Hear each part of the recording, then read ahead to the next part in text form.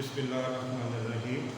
Dear students, आज हमारा chemistry का दूसरा चैप्टर जिसके अंदर एसिड बेस एंड साल्ट्स हम लोग स्टडी करेंगे। आज उसका पहला लेक्चर है। आज हम देखेंगे कि कॉन्सेप्ट करेंगे, कॉन्सेप्ट पढ़ेंगे, concept of acid and base ये क्या होते हैं, ये किस तरह होते हैं। हमने इनकी कंपैरिजन देखते हैं। पहला जो पेज है, पेज नंबर 21, उसके ऊपर जो पहला क्वेश्चन आता है वो कंपैरिजन है। Comparison between acid and base. कुछ एक एक करके पढ़ते भी हैं और उसको स्टडी भी करते हैं। कहते हैं एसिड्स हैव सोर टेस्ट, यानी खट्टा। आप देखो लेमन के अंदर देखें तो लेमन का भी जो टेस्ट होगा वो खट्टा होगा। सिरका देखें वो भी खट्टा होता है। For example unripe citrus fruits and lemon juice, ये सारे के सारे क्या हैं, एसिड्स हैं। बेसिस है bitter taste and feel slippery. For example, soap is a slippery to touch. अब सोप के अंदर देखें तो उसका जो टेस्ट होता है वो बिटर है, यानी कड़वा है, और उसको जब हम पकड़ेंगे तो स्लिपरी टच होता है। अगर हमारे पास हम आमतौर पर देखें तो हमारे जो ये बेस होती हैं, बेस के एंड पे हम लोग देखें उसको, जो हमारे पास एक एग्जाम्पल है सोडियम हाइड्रोक्साइड। सोडियम हाइड्रोक्साइड को हम थोड़ा सा उसको पकड़ते हैं, देखते हैं, ज़्यादा नहीं करना, तो वो स्लिपरी हमें महसूस होता है, स्लिपरी टच महसूस होता है। They turn the litmus blue litmus paper red. अब यहाँ पर जो एसिड्स होती हैं ये वाले, इसमें देखते हैं ये ब्लू को रेड कर देगा, ब्लू लेटमस को रेड कर देगा, ब्लू लेटमस पेपर को रेड कर देगा। और बेस कौन सा होता है वो क्या करता है, बेस रेड को ब्लू कर देगा।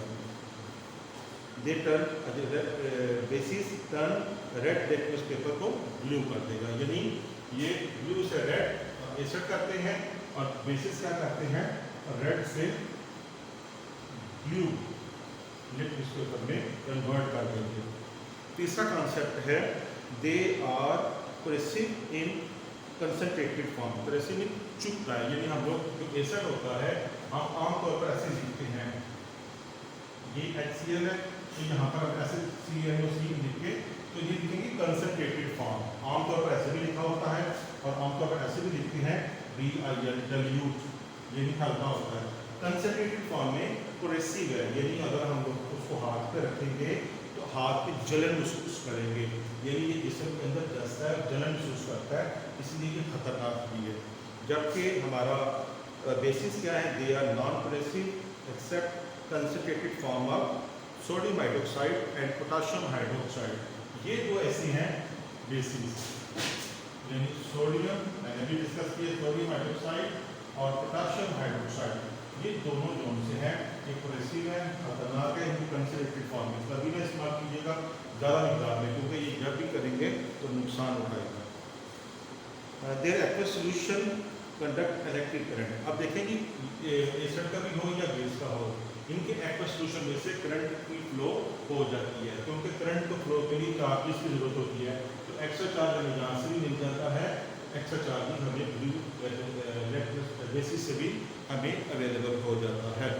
ये क्वेश्चन है, ये छोटा सा क्वेश्चन है, comparison between acids and base, 4 number का, क्योंकि 4 नंबर के सवाल अक्सर पेपर में आ जाते हैं, इसलिए इसको आज हमने यहाँ पर देखा है। अब देखिए कि कॉन्सेप्ट ऑफ टॉपिक है कि concept of acid and base. First concept जिसको आज हम स्टडी करना है वो है ऑर्गेनस कॉन्सेप्ट। अगर हम देखें तो वो क्या है, ऑर्गेनस।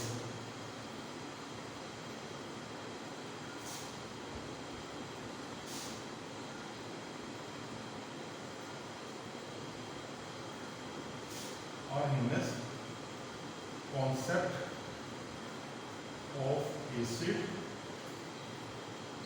And base. अब देखिए ऑर्गेनस ने क्या कहा, उन्होंने 1787 में कहा कि acid is a substance which dissociate in aqueous solution to give hydrogen ion. अब देखिए हमारे पास एग्जांपल है, अब एक Cl है, हमने एग्जांपल ले ली और ये एक्वस सॉल्यूशन में रहता है, ये AQ से मुराद एक्वस सॉल्यूशन है। हमने ये एक्वस सॉल्यूशन में लिया और एक्वस सॉल्यूशन के अंदर देखें तो हमारे पास रिवर्सिबल रिएक्शन होगा। ये क्या बनाएगा कि हाइड्रोजन आयन दे दिया और Cl आयन क्लोराइड आयन जो है बोला था।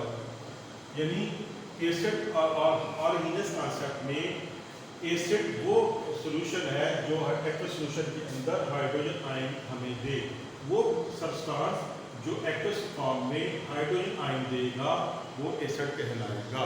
ये बेसिक चीज़ है।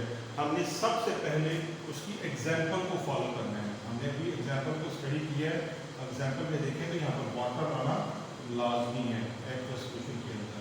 तो क्या आएगा कि H हाइड्रोजन आयन और Cl क्लोराइड आयन, तो ये एक्वस सॉल्यूशन में हमें वो ये प्रोवाइड करेगा। ये डेफिनेशन के मुताबिक ये सब्सटेंस डिस एसोसिएट यानी ये अलग अलग हो जाता है, डिस एसोसिएट हो जाता है, ये डिस एसोसिएट ये अलग अलग हो जाएगा और क्या दे देगा, हाइड्रोजन आयन हमें प्रोवाइड करेगा। इसी तरह ये नाइट्रिक एसिड है HNO3, तो ये जब जाएगा तो ये भी हमें हाइड्रोजन आयन और नाइट्रेट आयन हमें प्रोवाइड करेगा। ये सिट्रिक एसिड भी है, ये भी आयन देगा। जबकि बेस क्या है हमारे पास देखें तो बेस क्या थी, बेस वो सब्सटेंस है जो डिसएसोसिएट होने के बाद वाटर के अंदर एक्वस सॉल्यूशन के अंदर हाइड्रोक्साइड आयन दे, यानी to give hydroxide ion in aqueous solution या इन वाटर डाल लेते हैं। तो इन एक्वस सॉल्यूशन या वाटर में तो हाइड्रोजन आयन हमें प्रोवाइड करे, तो ये क्या होता है, ये हमारे पास और बेस कहलाता है।